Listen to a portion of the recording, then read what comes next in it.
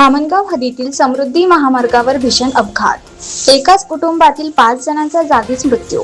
आज 28 जून रविवार रोजी दुपारी 12:30 वाजता धामणगाव रेल्वे हद्दीतील समृद्धी महामार्गावर भीषण अपघात झाला। प्राथमिक माहितीनुसार समृद्धी महामार्गावरील चॅनेल क्रमांक 104 जवळ वॅगन आर कार आणि ट्रक यांच्यात जोरदार धडक झाली। या भीषण अपघातात एकाच कुटुंबातील 5 जणांचा जागीच मृत्यू झाल्याची माहिती समोर आली आहे।